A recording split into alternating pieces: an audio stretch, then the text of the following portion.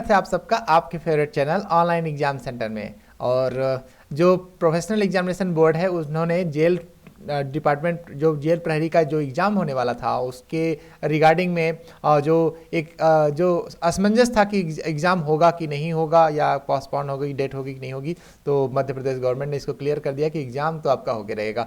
और इन्होंने जो एग्ज़ाम की जो डेट है आपकी वो यहाँ पर बता दी है और आपका एग्ज़ाम सिटी भी बता दिया है। तो फटाफट इसको चेक कर लीजिए जिससे आप पूरी प्लानिंग कर लें कि आपको जाना कैसे है। आपको जो एडमिट का आपको जो डिटेल पता होगी वो कहाँ से पता होगी, उसका जो लिंक है मैंने डिस्क्रिप्शन में दे दिया है, वहाँ से क्लिक करके आप इसको चेक कर सकते हैं। यहाँ पर अपना आप 13 डिजिट का एप्लीकेशन नंबर लिखेंगे और यहाँ पे आप अपना डेट ऑफ बर्थ लिखेंगे DDMMYY के फॉर्मेट में, और साथ में यहाँ पे कुछ कैलकुलेशन है उसको करने के बाद आप सर्च ऑप्शन पर क्लिक करेंगे, आपका डाउनलोड हो जाएगा। ठीक है, यानी आपको सिर्फ इतना बताया जाएगा कि आपकी एग्ज़ाम सिटी कौन सी है, आपका टाइमिंग क्या है, किस टाइमिंग पर आपका एग्ज़ाम होगा, और आपको किस स्कूल में या किस कॉलेज में या किस प्लेस पे आपका एग्ज़ाम होगा, बस ये आपको नहीं बताएगा, बस सिटी और आपकी टाइमिंग आपको बता देगी, साथ में आपको डेट भी यहाँ पर आपको बता दिया जाएगा। तो इस वेबसाइट से आप सारी जानकारी ले सकते हैं। अब इसके अलावा जो इंस्ट्रक्शंस हैं, जो मेन इंपॉर्टेंट इंस्ट्रक्शंस हैं वो बगल में यहाँ पे तो दिए हुए हैं। ठीक है, मेन इंपॉर्टेंट इंस्ट्रक्शंस जो हैं वो आप यहाँ से देख सकते हैं कि आपको क्या क्या चीज़ें ले जाना है। ठीक है, डाउनलोड व मुद्रित किए गए प्रवेश पत्र के आधार पर अभ्यर्थी परीक्षा केंद्र में प्रवेश कर सकता है। यानी ये जो आप डाउनलोड करेंगे पेपर उससे आप एंट्री ले सकते हैं। और निर्धारित रिपोर्टिंग जो आपको बताई गई है टाइमिंग, और उसी पे आपको पहुंचना है। इसके अलावा आप पहुंचेंगे तो आपको वहाँ पर पहुंचने की अनुमति नहीं मिलेगी। जैसे सभी एग्जाम्स में नियम होते हैं वही नियम यहाँ पे भी हैं। और मूल फोटोयुक्त पहचान पत्र लाने पर ही परीक्षा केंद्र पर आपको एंट्री मिलेगी। जैसे आधार कार्ड आपको ले जाना होगा और आधार कार्ड वेरीफाइड होना चाहिए। हालांकि वैसे कौन वहाँ पे चेक करने वाले नॉर्मल लोग होते हैं, उतना देखते नहीं है, बट हो सकता है कि कोई वहाँ पे मिल जाए जल्लाद टाइप का, आपको परेशान कर दे और तो फिर आपको दिक्कत हो जाएगी। ठीक है, कभी कभार क्योंकि प्राइवेट कैंडिडेट्स वहाँ पे हायर किए होते हैं तो हो सकता है कि वो लोग प्रॉब्लम क्रिएट करें। और दूसरा यहाँ पे candidate should bring original photo ID to enter in the examination centre. आपको ओरिजिनल ID ले जानी, वही चीज़ जो हमने बात की थी।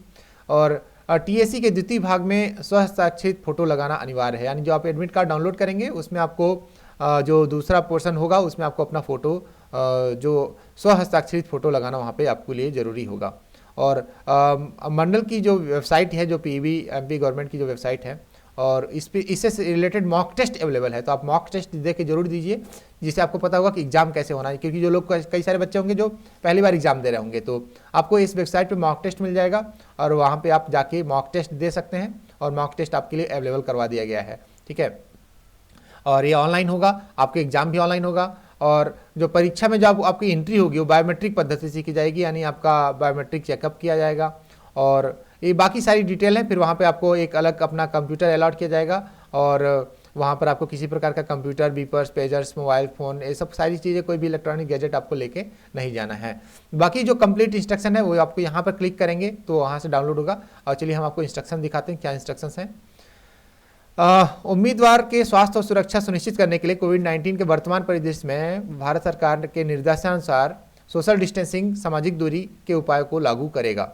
और परीक्षा में जो उचित मानदंड है उनको यहाँ पर सुनिश्चित किया गया है कि कौन कौन सी चीज़ें यहाँ पर किस तरीके से मेंटेन करनी है जिससे कोरोना से सेफ किया जा सके, जो कोविड इन्फेक्शन है उनसे बचाया जा सके। तो कुछ इंस्ट्रक्शन यहाँ पे दिए गए हैं क्या क्या प्रिपरेशन सेंटर पे हैं।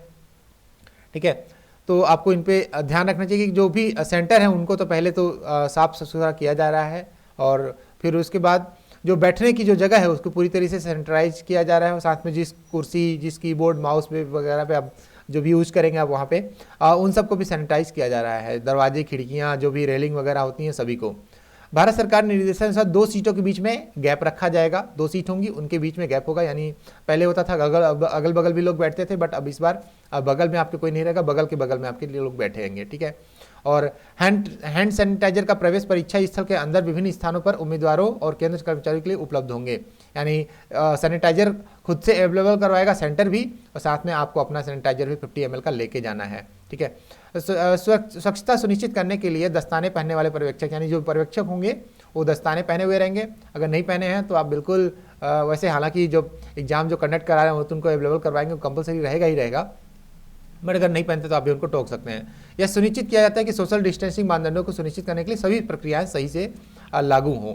और भीड़ से बचने के लिए आपको एक बात और कहा गया है कि आपको समय से वहाँ पे पहुँचना है। आप अचानक से अगर किसी सेंटर में पहुँचते हैं तो वहाँ पे भीड़ अचानक से बढ़ जाती है, इसलिए आप समय से थोड़ा 1 घंटा पहले, आधा घंटा पहले पहुँच जाएँ, जिससे आपको किसी भी प्रकार की समस्या का सामना ना करना पड़े, ठीक है। और जो एडमिट कार्ड में जो दिया गया रिपोर्टिंग समय है, जो प्रवेश समय की जो जांच करने के समय के अनुसार केंद्र तक पहुंच जाएं, प्रवेश समय केंद्र पर किसी भी भीड़ से बचें और सामाजिक दूरी थोड़ा सा आपको पहले पहुंचना है, क्योंकि आपकी जो थर्मल चेकिंग वगैरह है, बाकी सारी चीज़ें जो प्रोसेस है वहाँ पर फॉलो होंगी, तो आपको करके जाना है। और एडमिट कार्ड में पहले से कुछ चीज़ें भरनी होती है तो आपको भर के जाना है।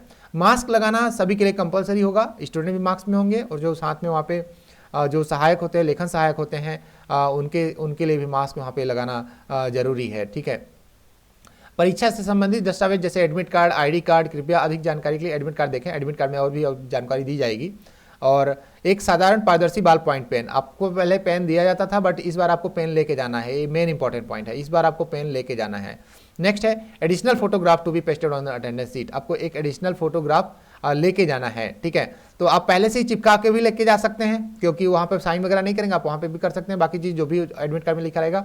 और साथ में एक बात यहाँ पे ध्यान दीजिए कि आपको हैंड सैनिटाइजर 50 ml का लेके जाना है। अरे थोड़ा बहुत कम ज़्यादा चलता है, कौन इतना आपका ml चेक करने जा रहा है, इतना चेक करेगा तो एग्जाम कम करवाएगा, बट आपको सैनिटाइजर लेके जाना है। देखिए अपनी सुरक्षा अपने हाथ में है, ठीक है। पर्सनल ट्रांसपेरेंट वाटर बॉटल, यानी अपनी पानी की बोतल लेके जानी है। अगर आपको वहाँ पे प्यास लगती है तो पानी देगा नहीं, वैसे भी ठंडी में पानी पीता कौन है, और डर के मारे वैसे भी वहाँ पर ऑलरेडी इंसान लोडेड रहता है। चलिए ठीक है, okay. At the time of entry के टाइम पे क्या क्या होगा कि आपको 6 फीट की दूरी बना के रखनी है एक दूसरे के बीच में, आपको कम से कम 6 फीट की दूरी एक दूसरे जो भी आपके वहाँ पे कैंडिडेट हैं जो एग्जाम देने गए हैं वहाँ पर आपको बना के रखनी है। और बाहर शायद रस्सियों का और या जो भी मार्क्स वगैरह की जो व्यवस्था होगी, जो निशान बनाए होंगे, उन्हीं का आपको जो भी अनुदेश है उनका पालन करना होगा।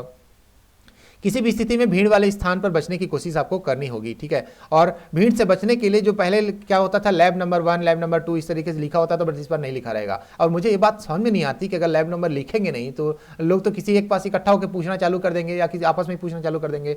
लैब नंबर लिखना ज़्यादा जरूरी था, बट पता नहीं क्या इन्होंने जो भी सोचा होगा अच्छा ही सोचा होगा, ठीक है। अभ्यर्थियों को केंद्र में प्रवेश से पहले साबुन और हैंड सैनिटाइजर से हाथ धोने की आवश्यकता होगी, यानी आपको हैंड सैनिटाइजर से आपको हाथ धोना होगा, मतलब साबुन से, फिर हैंड सैनिटाइजर का इस्तेमाल होगा।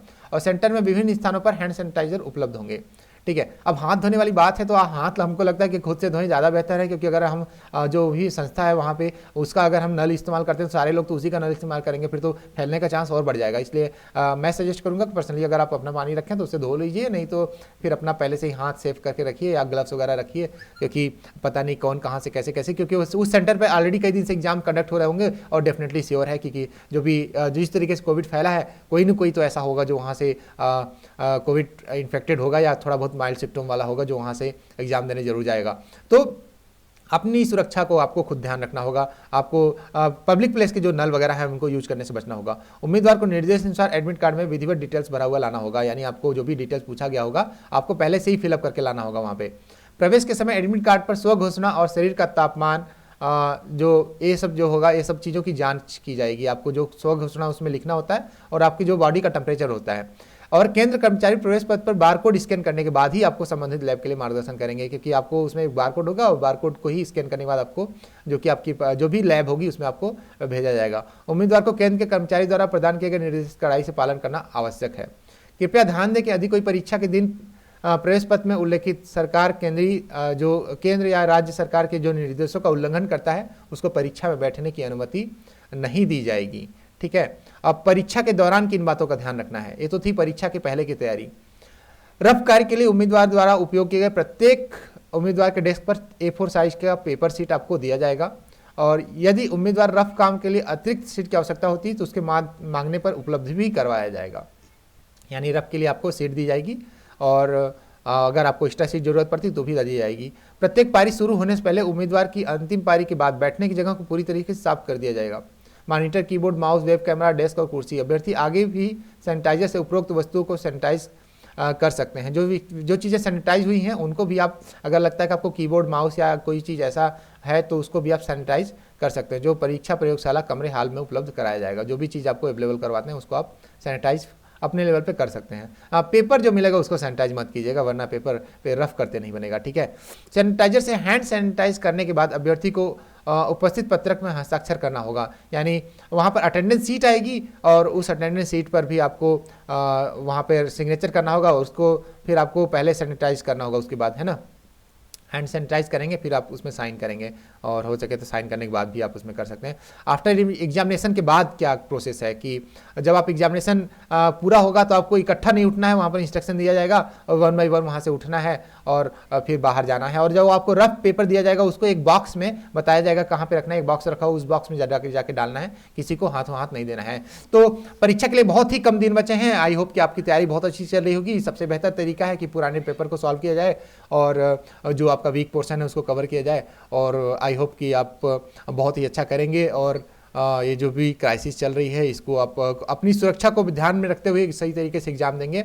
और इससे रिलेटेड और भी कोई इन्फॉर्मेशन चाहिए तो प्लीज़ कमेंट बॉक्स में हमें जरूर लिखिए और हमें आपका कमेंट पढ़ के बहुत अच्छा लगता है। और कोई भी अलग से इन्फॉर्मेशन चाहिए तो हमें ज़रूर कमेंट बॉक्स में लिखें। और अगर आपको वीडियो आप हेल्पफुल लगी हो तो वीडियो को लाइक कर दें और चैनल को भी सब्सक्राइब कर लें, जिससे आपको फर्दर एग्जाम से रिलेटेड बाकी सारी इन्फॉर्मेशन आपको समय से समय पर मिलती रहे। धन्यवाद। Thank you so much for watching this video.